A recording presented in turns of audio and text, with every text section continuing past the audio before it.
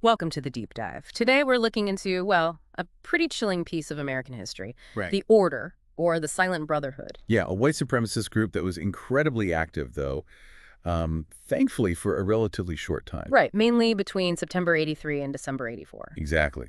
But the impact, the ideology, Yeah, it still echoes. absolutely. And their goal was, it sounds like something out of a dark novel, a revolution against what they called Zoji, the Zionist occupation government. hmm And part of that was carving out an all-white homeland in the Pacific Northwest, the Northwest Territorial Imperative. Plus, committing genocide against Jews, black people, and others they targeted. It's just horrific. It is. And for this deep dive, we've got quite a bit to work with. Historical accounts, news reports from the time, even how their story disturbingly influenced some pop culture. So our mission today is to really get into their origins, what they actually did, and why this group, despite its short lifespan, was so significant and, frankly, so alarming. Okay, let's start at the beginning then. Where did this group even come from? It all starts, really, in September 1983 with a man named Robert J. Matthews. Right, at his farm near Medellin, Washington, which apparently doubled as like a training ground. And Matthews wasn't new to this kind of thing, was he? He started another group before. No, he wasn't. He previously formed something called the Sons of Liberty, an anti-communist militia. Yeah. Interesting side note, it had Mormon members, but absolutely no link to the famous historical Sons of Liberty. Completely different thing. Okay. So what beliefs were driving the order specifically? You mentioned white supremacy, but it sounds more complex. Oh, it was a cocktail. All right. A really toxic one. Yeah. Yeah, the white supremacy, obviously, but also Christian identity theology. That's the belief that white people are the real chosen people, right? Not Jewish people. Exactly. Very fringe, very dangerous. Then you layer on neo-fascism, neo-Nazism, white separatism, white nationalism. I mean, it's a potent mix. And the core belief tying it together was this ZOG idea. Pretty much. The conviction that the U.S. government wasn't legitimate, that it was secretly controlled by a Jewish cabal with international loyalties, that was the enemy. And their goals flowed directly from that. The homeland, the violence. Absolutely. That white-only homeland in the Pacific Northwest, Oregon, Washington, Idaho, that area. Yeah. And yeah, the stated goal was extermination. Black people, Jews, people in interracial relationships, they call them race mixers. Basically anyone they saw as an enemy. It's just staggering to hear it laid out so bluntly. Where does someone even get an idea like that, a blueprint for that? Well, a major source of inspiration, and even their name, The Order, came directly from a novel, William Luther Pierce's The Turner Diaries. Ah, right. That book's infamous. Depicts a really violent race war, doesn't it? Graphically so. It's been influential in far-right circles for decades. And besides Matthews, you had other key figures pushing this, like David Eden Lane and Louis Beam. Okay, so they've got this hateful ideology, they've got the leaders, but, ideology doesn't pay the bills. How did they actually fund themselves? How did they operate day to day? That's a crucial question. Initially, they apparently kicked around a few ideas. Like what? Well, things ranging from, surprisingly, lumberjacking. Huh. Legitimate work. Yeah, alongside counterfeiting, trying to get money from, like, sympathetic groups, overseas diaspora funding, and, of course, robbery. It's strange they even considered lumberjacking before jumping straight to crime. Maybe some initial hesitation? It's possible. Or maybe just exploring all options. But counterfeiting definitely appealed to them. Undermining the government's currency fit right into their ZOG narrative. And the robbery. That was interesting. There was apparently some internal debate about it being, sinful. Seriously. Given their overall goals. I know, right? But they got around it. They decided they'd only target, quote, pimps and drug dealers. So they could frame it as both fundraising and cleaning up society in their twisted view. But they don't stick to just that, did they? Oh, definitely not. Their first robbery was actually a pornographic video store. Didn't get much, apparently. Okay, so small beginnings. Very. But they escalated quickly, moved on to a bank robbery, and then 3 separate armored car robberies. Armored cars? That's serious. How much did they get? Altogether, around $4.1 million. And the biggest haul, $3.8 million, came from just one of those robberies in Ukiah, California. Wow.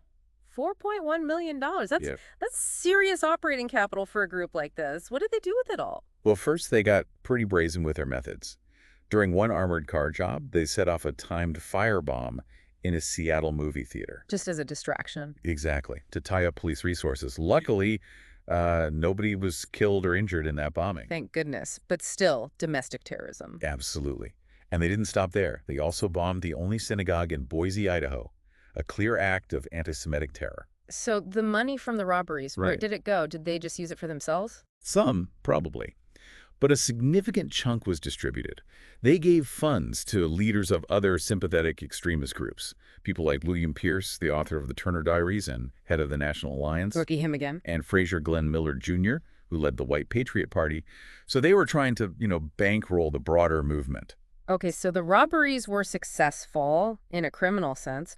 What about the counterfeiting plan? Did that weaken the U.S. dollar? Not so much. Turns out their early attempts at counterfeiting were, well, pretty bad. Wow. The bills were poor quality. Really? Yeah. And ironically, that clumsiness actually led to the arrest of one of their key members, Bruce Pierce. He got caught trying to pass the fake money. Wow. It's a kind of unforced error. You could say that. And that arrest, that seemingly small thing, really kicked off the chain of events that brought the whole thing crashing down. Their own crimes started catching up to them. Okay, so that brings us right to the downfall. It starts with this counterfeiting arrest with Bruce Pierce. Well, Pierce's arrest was part of it. But the key figure in the unraveling was Tom Martinez. He was the one arrested for passing the counterfeit bills. Ah, okay. Martinez, what happened with him? Matthews convinced Martinez to basically go into hiding, go underground, to avoid getting caught. Makes sense from their perspective. Right. But while Martinez was hiding out, he apparently learned something crucial. He found out Matthews was planning to kill the liquor store owner who had accepted the bad bills. To silence him as a potential witness. Exactly. And that seems to have been a line Martinez wasn't willing to cross. Hmm. Or maybe he just got scared. Understandable. Knowing your leader is planning a murder. So, faced with that, Martinez made a huge decision. He contacted the FBI and became an informant. Wow. From inside the order. Yeah. He gave the FBI critical intel, who was who, what they were planning, the structure, everything. And that information led directly to Matthews. It did. On December 8th, 1984, using Martinez's information, the FBI located Matthews. He was holed up in a house on Whidbey Island, up in Washington State. And that led to the big confrontation. Yeah, a really intense standoff. Lasted about 2 hours, apparently. Machine guns, tear gas. They even brought in a helicopter that used flares. It was serious. And how did it end? Tragically and violently. During the standoff, the house caught fire. Matthews was killed inside. FBI officials later described it as a huge fireball. And it's worth remembering, he was already wanted before this, right? For shooting an FBI agent. That's correct. He'd shot an agent in Oregon previously, so he was already a high-priority fugitive. And his death, as we mentioned earlier, turned him into a martyr figure for some white nationalists. A really disturbing legacy. It really is. And after Matthews' death, the legal system came down hard on the rest of the group. How so? 10 members were convicted under ICAO statutes. The Racketeer Influenced and Corrupt Organizations Act, basically treating the order as a criminal enterprise. And how did they secure those convictions? Was Martinez the key witness? Martinez was crucial, yes, but so was Fraser Glenn Miller Jr. The guy they gave money to. The White Patriot Party leader. The very same. He testified against the order members, reportedly seeking a reduced sentence for himself in exchange for his cooperation. Always seems to end that way, doesn't it? So RATO convictions for 10 members. Yeah. What about the other major crime, the murder of Alan Berg? Right, the radio host in Denver. That was handled separately. 3 other members were convicted, not of murder directly, but of violating Alan Berg's civil rights. Why civil rights violations and not murder? It's complex. Berg was ambushed and killed outside his home on June 18, 1984. He was apparently number 2 on their hit list. Bruce Pierce was identified as the primary shooter, with others involved in planning and assisting. But for various legal reasons, no one has ever actually been charged specifically with the murder itself. That's surprising. So people involved were convicted, but not technically for the murder charge itself. What kind of sentences did they get? Very long ones. David Lane, who drove the getaway car, got 190 years in prison. That was for the racketeering, conspiracy, and the civil rights violations related to Berg. He died in prison back in 2007. 190 years. And Bruce Pierce, the shooter. He received an even longer sentence, 252 years, for his role in Berg's death and other crimes connected to the order. He also died in prison in 2010. And like Matthews, Lane and Pierce are also seen as heroes by some extremists, right? Disturbingly, yes. They're often held up as martyrs for the cause within those white supremacist circles. It's just hard to wrap your head around. Were there other trials? Other There outcomes? was another significant trial, yeah, a sedition trial. 14 men were accused of plotting to overthrow the government. Sedition. That's a heavy charge. What happened? Well, it mostly fell apart. 13 of the defendants were actually acquitted, and the charges against the 14th guy were dismissed. So that particular prosecution didn't stick. Interesting. Any other key members we should mention? Richard Scutari is notable. He was another order member sentenced back in 1986, got 60 years. He was just recently released, actually, January 21st, 2025. He'd spent time in one of those special communication management units in prison. 60 years is a long time.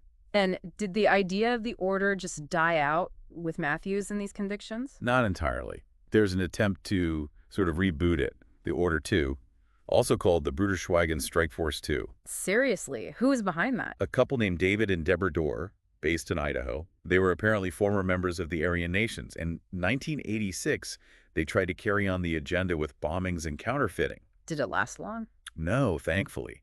Their efforts were pretty short-lived. They were caught and convicted, got both federal and state prison time. But it just shows, the appeal of that extremist ideology didn't vanish overnight. Definitely highlights how these ideas can persist.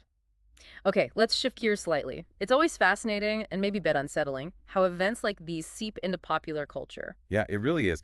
And the Order's story, being so dramatic and violent, definitely caught the attention of filmmakers and writers. Like Oliver Stone's movie Talk Radio. Exactly, from 1988 with Eric Bogosian. That film drew heavily from Ellenberg's assassination and that whole polarized atmosphere. And there was another film around the same time, Betrayed. Also 88, starring Gabriel Winger. It wasn't a direct retelling, but it definitely took thematic inspiration from the Order's activities and the broader world of right-wing extremism in America at the time. It raises questions, about how Hollywood portrays these groups. Right. Warning or something else. Were there more factual takes too? Oh, absolutely. Yeah. There was a play in 1988, Stephen Dietz's God's Country, that one actually used the real names and events documenting what happened. And a nonfiction book. Yes, a really important one, The Silent Brotherhood. Inside America's Racist Underground by Kevin Flynn and Gary Gerhard came out in 1990. A very detailed history. And that book had a recent resurgence, didn't it? It did. A new edition came out in 2024, and it actually formed the basis for a brand new movie, also called The Order. It was originally titled The Silent Brotherhood. Who's in that one? Jude Law and Nicholas Hoult. Law plays Matthews, I believe. And it apparently has portrayals of Lane Pierce, even a cameo of Alan Berg, played by Mark Maron. So the story is definitely being retold for a new generation. Decades later, the story keeps getting examined. And don't forget, there was also a TV movie back in '99 on Showtime, Brotherhood of Murder.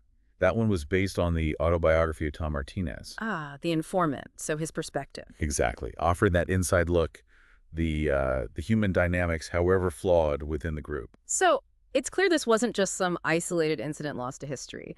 Its ripples, both in terms of continued extremism and cultural representation, are still felt.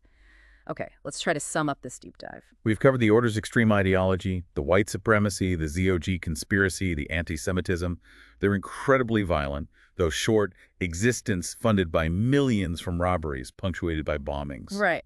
And then the downfall, starting with bad counterfeits leading to an informant, Matthew's death, and major prison sentences for key members under ANCO and for civil rights violations in Alan Berg's murder. Plus, the disturbing afterlife of some members as martyrs, and the way the story has been told and retold in books, plays, and films. I think the real aha moment here, the core takeaway, is just how a relatively small group, driven by such hateful beliefs and, importantly, inspired by narratives like the Turner Diaries, could escalate so quickly to such extreme violence. They really did leave a dark mark, and their legacy, unfortunately, continues to inspire some extremist factions today. Understanding the ideology, the actions, the consequences, it's vital. Which leads us to that final thought, something maybe to mull over. How could a piece of fiction, the Turner Diaries, have such a demonstrably powerful impact, fueling real-world violence? Yeah, what does the story as the Order really tell us about the incredible power of narrative, both for good and clearly for evil, and why it's so critical to understand the roots of hate and stay vigilant against these kinds of destructive ideologies? Something definitely worth thinking about.